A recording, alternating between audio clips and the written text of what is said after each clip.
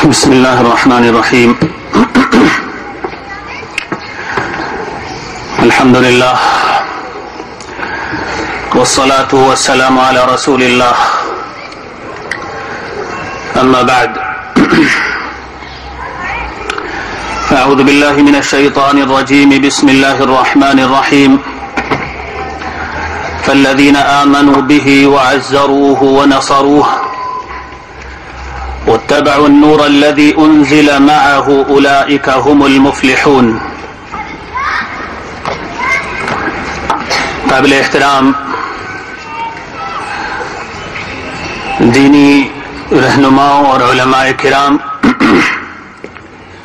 اور بہت محبت اور عزت اور قدر کے لائق دینی جد و جہد کے ساتھیوں،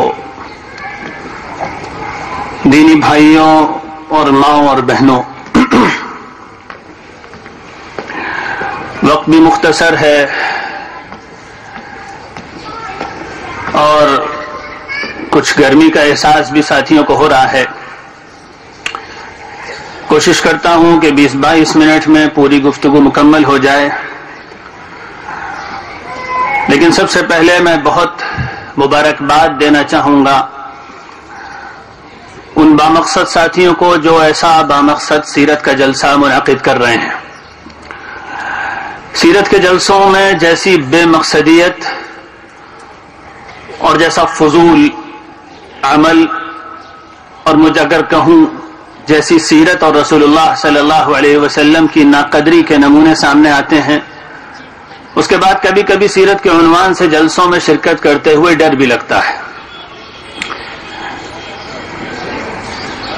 بسا اوقات پورا جلسہ ہوتا ہے، داد خطابت دی جاتی ہے، پرزور گفتگویں ہوتی ہیں، لیکن اس میں پیغام نام کی کوئی چیز نہیں ہوتی.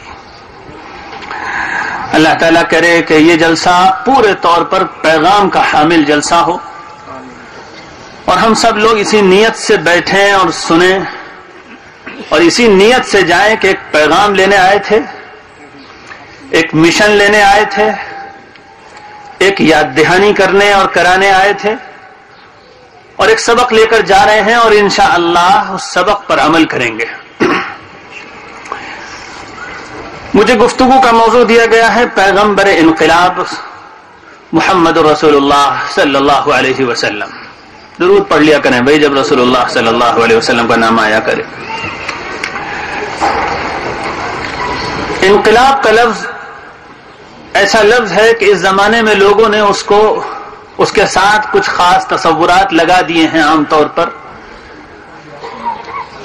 دنیا والوں کے ہاں انقلاب کا جو تصور ہے وہ ہے نعروں کا انقلاب،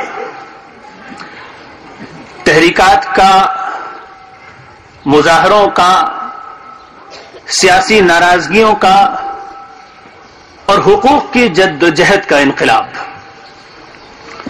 مثلا ہندوستان میں ایک آزادی کی تحریک چلی، یقیناً ایک قابل قدر تحریک تھی، اس سے ہندوستان کو غلامی سے نجات ملی. لوگوں نے اس کو انقلاب کا نام دیا اور اس کے لیے نعرے لگتے تھے انقلاب زندہ باد. لیکن یہ تصور انقلاب کا انبیاء علیہ السلام کے ہاں آ کر ایک بالکل اجنبی تصور بن جاتا ہے. انبیاء علیہ السلام کی دعوت اور ان کی جد و جہد، ان کا جہاد نہ مظلوموں کے حقوق کی بازیافت کے لیے ہوتا ہے، نہ سیاسی ابال اور ناراضگی کا نتیجہ ہوتا ہے، نہ حقوق کی جد و جہد ہوتی ہے. یہ سب تو ان کے انقلاب کے بہت چھوٹے سے اجزاء اور عناصر ہوتے ہیں. اصل جو انقلاب انبیاء علیہ السلام جس کے داعی ہوتے ہیں، جس انقلاب کے لیے جد و جہد کی سیدنا محمد رسول اللہ صلی اللہ علیہ وسلم نے، اور جو انقلاب آپ صلی اللہ علیہ وسلم کے ذریعے انسانوں میں آیا، اور جس انقلاب کی دعوت ہے آپ کی کتاب، آپ پر نازل ہونے والی کتاب اور آپ کا دین، وہ انقلاب ہے انسان کے اندر آنے والا انقلاب. وہ انقلاب ہے انسان کا بدل جانا، وہ انقلاب ہے معاشروں کا بدل جانا، وہ انقلاب ہے پسند اور ناپسند کا بدل جانا، ایک نئی قوم اور امت اور ملت کا وجود میں آ جانا. اور یہ وہ انقلاب ہے جس سے دنیا کی دیگر ملتیں، دنیا کے عام لوگ جنہوں نے باقاعدہ قرآن مجید کا مطالعہ نہیں کیا، جنہوں نے رسول اللہ صلی اللہ علیہ وسلم کے دین سے گہری وابستگی نہیں پیدا کی، وہ جانتے نہیں کہ اس انقلاب کا مطلب کیا ہے۔ یہ انقلاب آیا رسول اللہ صلی اللہ علیہ وسلم کے زمانے میں، صحابہ کرام کی زندگی میں، اور اس امت کے اس پہلی جماعت میں جس کے بارے میں رسول اللہ صلی اللہ علیہ وسلم نے فرمایا تھا کہ وہ آئیڈیل اور نمونے کی جماعت ہے، اور جس کے بارے میں قرآن نے کہا کہ ثلۃ من الاولین، اور جس کے بارے میں قرآن مجید نے کہا کہ وہ المؤمنین ہے، لقد رضی اللہ عن المؤمنین۔ وہ ایک تبدیلی تھی زندگی کی۔ کیا تبدیلی تھی اور وہ کیا انقلاب تھا؟ اور رسول اللہ صلی اللہ علیہ وسلم کی سب سے بڑی دین اور سب سے بڑا تحفہ اس عالم انسانیت کو کیا تھا؟ وہ تھا وہ نمونے کا اسلامی اور انسانی معاشرہ جو آپ صلی اللہ علیہ وسلم نے اپنی خون پسینے کی جد و جہد سے تعمیر کیا تھا، جس انسانی معاشرے کو عام انسانی معاشروں سے، دنیا کے عام انسانوں سے بالکل کوئی نسبت اور تعلق نہیں تھا، الگ قسم کے لوگ تھے۔ اور میں یہ چاہتا ہوں کہ ہم سب اس سبق کو تازہ کریں کہ رسول اللہ صلی اللہ علیہ وسلم ایسی انسانیت، ایسا معاشرہ، ایسی امت، ایسے انسان، یعنی ایسے اور ہم اور آپ جیسے اہل اسلام اور اہل ایمان بنانے کے لیے دنیا میں تشریف لائے تھے۔ بہت مختصر سے لفظ میں تذکرہ کروں کہ کایا پلٹ کیا ہوئی تھی۔ کایا پلٹ یہ ہوئی تھی کہ نجاشی کے دربار میں پوچھا گیا مسلمانوں کی ایک جماعت سے کہ بھئی وہ رسول ہے کیا، اس نے کیا تم میں تبدیلی پیدا کر دی؟ اس وقت رسول اللہ صلی اللہ علیہ وسلم کے چچا زاد بھائی حضرت جعفر ابن ابی طالب کھڑے ہوئے، انہوں نے عجیب و غریب خطبہ دیا جو مسند احمد میں موجود ہے۔ زبردست تقریر فرمائی۔ انہوں نے فرمایا بادشاہ سلامت، ہم لوگ گمراہ تھے، شرک کرتے تھے، ظلم کرتے تھے، وَيَأْكُلُ الْقَوِيُّ مِنَّا الضَّعِيفُ وَنُسِيءُ الْجِوَارِ، اور انہوں نے پوری تفصیل ذکر کی کہ ہم خود غرض تھے، ہم مال کی ہوس ہم میں تھی، ہم بد اخلاق تھے، ہم میں سے ہر طاقتور کمزور کو دباتا تھا، یہی ہماری معاشرت، یہی ہمارا قانون، یہی ہمارا دین، یہی ہماری ملت اور یہی ہمارا طریقہ تھا۔ ہم اللہ کے علاوہ دوسروں کو پوجتے تھے، جس نے ہمیں پیدا کیا اس کو ہم نہیں جانتے تھے، اس کا حق کیا ہے کچھ نہیں پتا تھا، عجیب گھنگور گھٹا جاہلیت کی تھی۔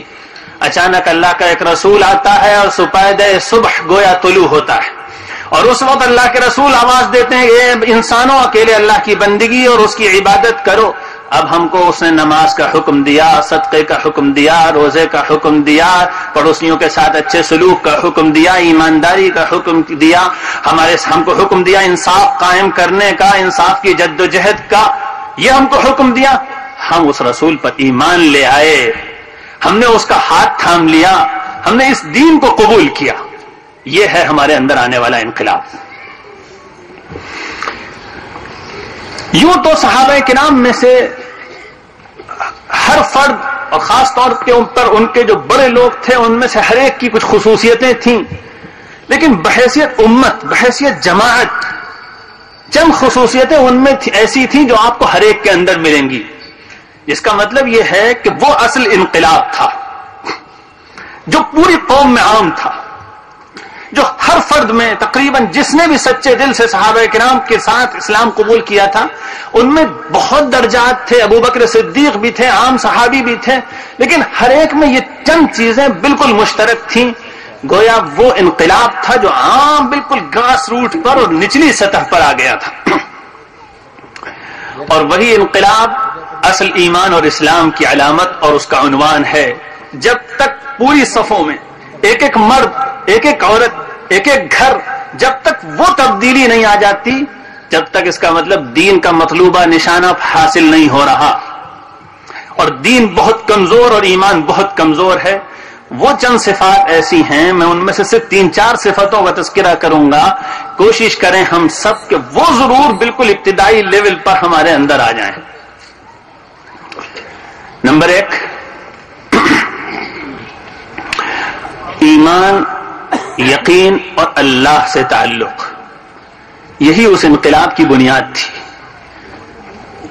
صحابہ کرام کی جو نسل بنی تھی، جو امت مسلمہ تیار ہوئی تھی، جو مسلمان جماعت پیدا ہوئی تھی، اس کی بنیاد یہ تھی کہ اس نے یقین کے ساتھ اس ایمان اور اسلام کو قبول کیا تھا کہ سیدنا محمد رسول اللہ صلی اللہ علیہ وسلم اللہ کی طرف سے جو دین لے کر آئے ہیں، جو خبریں بتا رہے ہیں اس دنیا کے بارے میں، اس دنیا کے بعد کی زندگی کے بارے میں، وہ سب برحق ہیں، وہ سب سچ ہیں، وہ سب کچھ ہونا ہے۔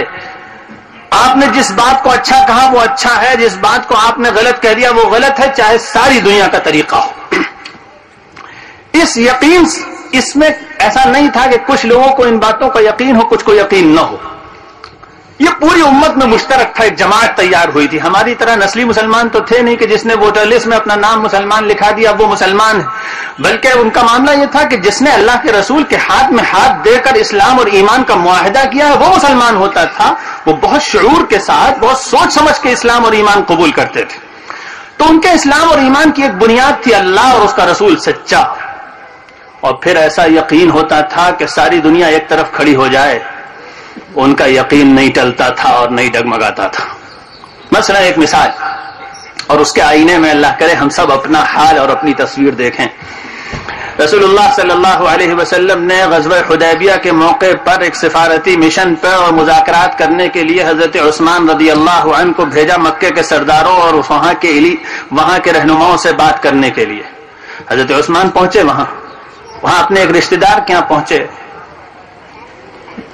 ان کا پاجامہ یا ان کا ازار جو نیچے انہوں نے پہنا ہوا تھا تہبند، وہ نصف ساق تک یعنی آدھی پنڈلی تک سنت کے مطابق تھا۔ رسول اللہ صلی اللہ علیہ وسلم کا طریقہ یہ تھا، آپ نے کہا تھا اور خود آپ کا عمل یہ تھا کہ آپ ٹخنے سے اوپر کپڑے پہنتے تھے۔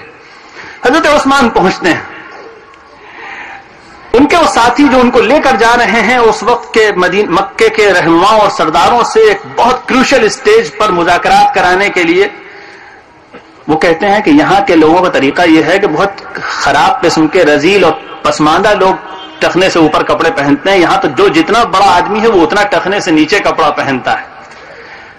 حضرت عثمان رضی اللہ عنہ سے انہوں نے کہا کہ اس وقت آپ کہاں جا رہے ہیں؟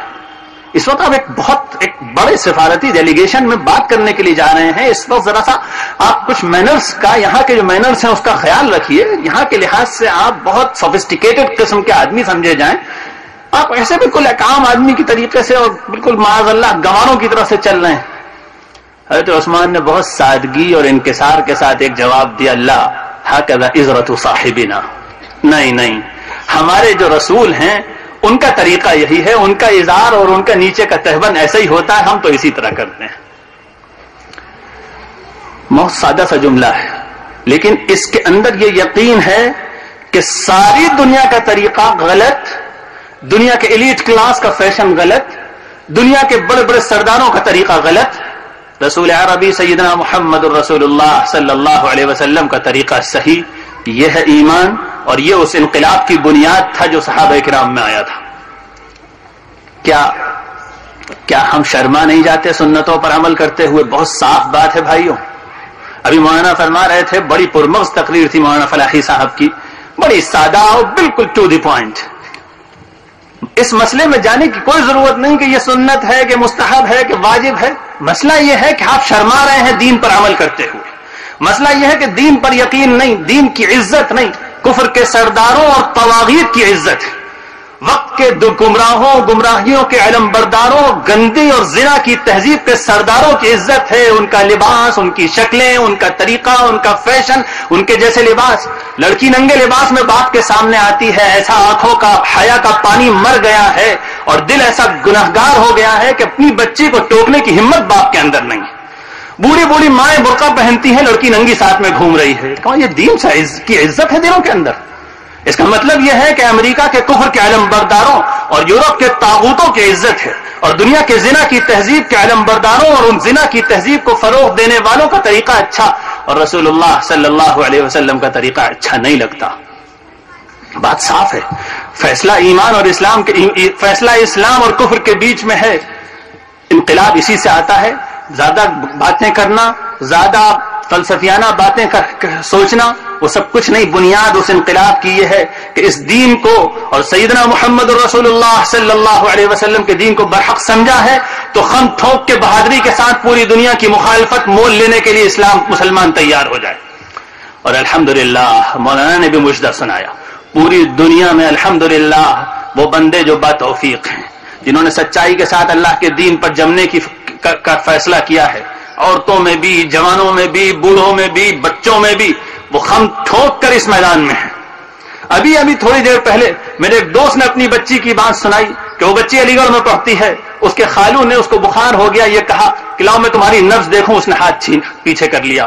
غیر محرم سے ہاتھ چھوانا جائز نہیں ہے. ناراض ہو گئے خالو.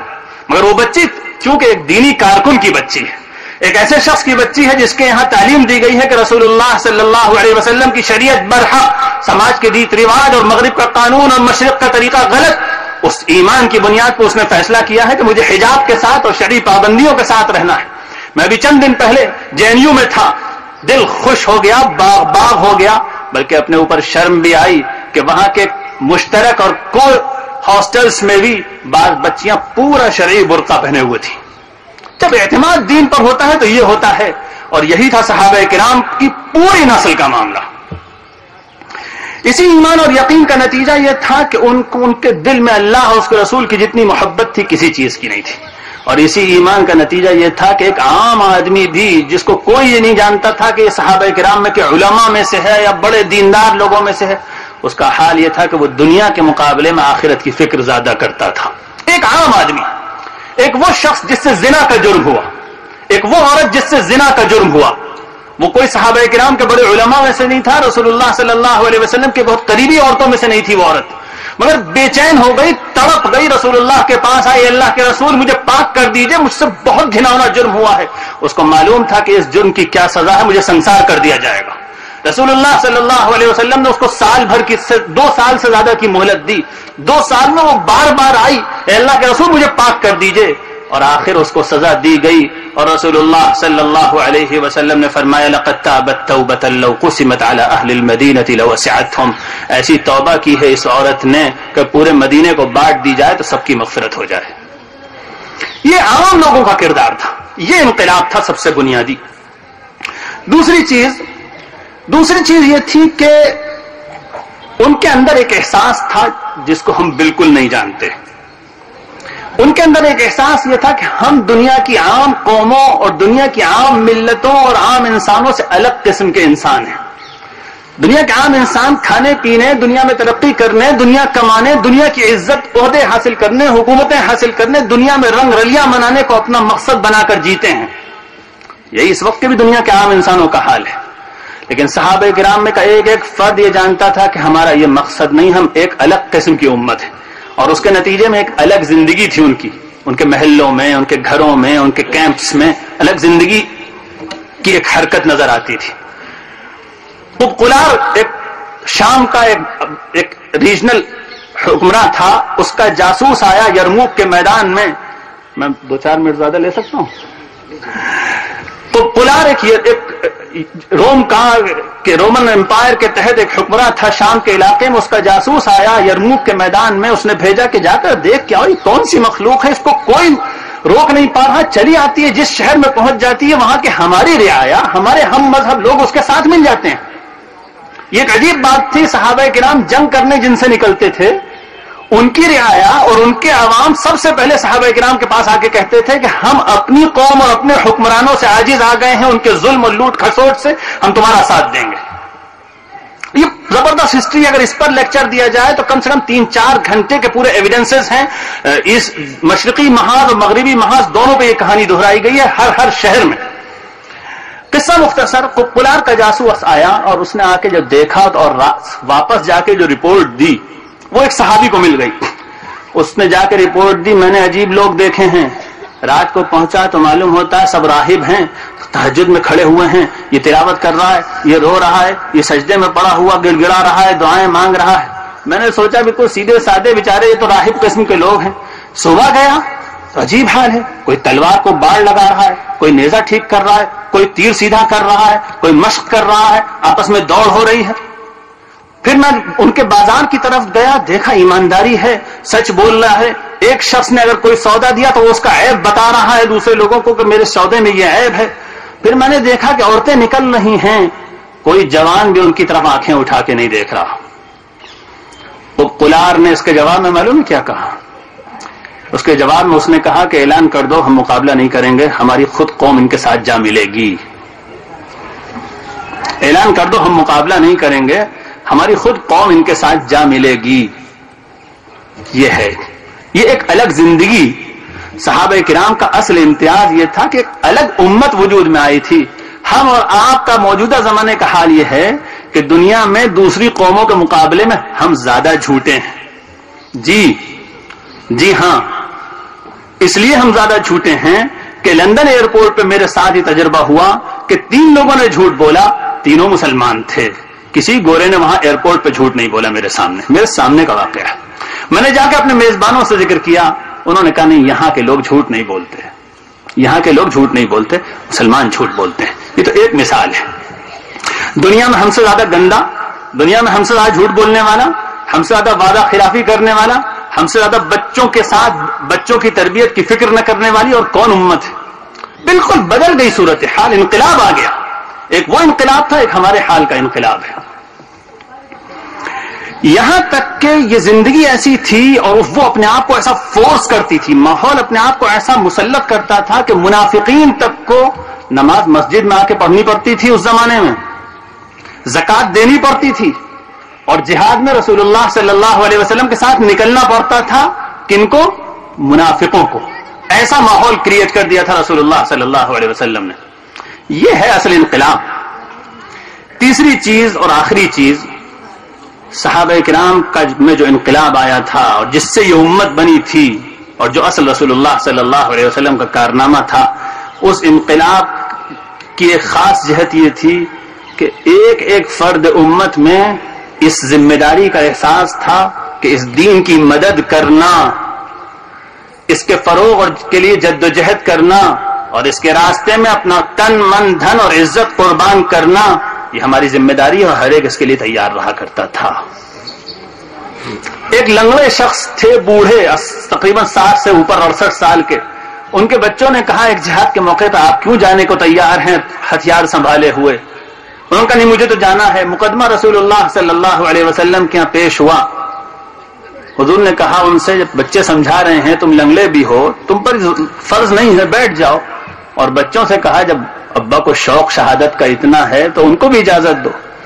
تو ان لنگڑے صحابی نے کہا اللہ کے رسول، میں چاہتا ہوں کہ میں اس لنگڑی ٹانگ کے ساتھ اللہ کے راستے میں جہاد کروں اور اس لنگڑی ٹانگ کے ساتھ شہید ہوں، اور اللہ کے سامنے جب پہنچوں تو لنگڑی ٹانگ دکھا دوں کہ یہ ٹانگ آپ نے لنگڑی دی تھی مگر اس کے ساتھ بھی میں نے جہاد کیا اور آپ کے سامنے لے کر آ گیا ہوں، اور مجھے اپنی یہ لنگڑی ٹانگ اتنی عزیز ہوگی پھر کہ جنت میں بھی اسی کے ساتھ چلا جاؤں گا. ایک ایک آدمی کے اندر یہ ذمہ داری کا احساس، مجھے دین کے لیے کچھ کرنا ہے. افسوس کوئی کچھ کرنے کے لیے تیار نہیں. کوئی شادی بیاہ میں تو بڑی بات، جب اسکول کو چوائس ہوتا ہے تو جہاں سب سے زیادہ کفر پڑھایا جائے وہ اسکول اچھا لگتا ہے. مجھ سے صاف سنیے، جب بچے کے کیریئر کا سوال ہوتا ہے تو جہاں سب سے زیادہ پیسے بنانے کی مشین ملے وہاں بچے کو پہنچانا ہے. بعد میں بڑھاپے میں مولانا صاحب کے پاس آنا ہے کہ مولانا تعویذ دے دیے، وہ تو اپنی بیگم کو لے کے آسٹریلیا چلے گئے، ہم نے تو بہت زیادہ پڑھا دیا ان کو. پھر مولانا صاحب تعویذ دیں کہ وہ آسٹریلیا سے 6 سال سے واپس نہیں آئے ہیں، بوڑھا بڑھیا دونوں سڑوے ہیں. یہ ہو رہا ہے. اور ہمارا اور آپ اپنا دل دیکھیے، بچے کی کیا تربیت، کیا مقصد ہے بچے کو بنانے کا. ہم کسی چیز سے اللہ کے رسول کے دین کی مدد کرنے کے لیے تیار نہیں، نہ مال سے، نہ جان سے، نہ تعلیم سے، نہ اپنی صلاحیتوں سے. رسول اللہ صلی اللہ علیہ وسلم نے جو امت پیدا کی تھی وہ یہ امت تھی، اور اس زندگی سے وہ نتیجہ نکلا تھا جو اللہ تعالیٰ نے جس کا وعدہ کیا تھا کہ دنیا کے انسانوں کو ان کی محبت مل گئی تھی، اور اس زندگی سے وہ نتیجہ نکلا ہے جس کا اللہ تعالیٰ نے خوب آگاہی دے دی ہے کہ اگر اس دین سے تم بے وفائی کرو گے تو دنیا میں عذاب ہوگا، ذلت ملے گی، پیٹے جاؤ گے، مارے جاؤ گے، آپس میں لڑو گے اور منتشر ہو جاؤ گے. ضرورت ہے رسول اللہ صلی اللہ علیہ وسلم والے اسی انقلاب کو پھر سے اپنی زندگیوں میں لانے کی. اللہ تعالیٰ مجھے اور آپ کو سب کو اس انقلابی جد و جہد کے لیے قبول. ہر خطا پہ شرمسار ہوں میں، اے خدایا گنہگار ہوں.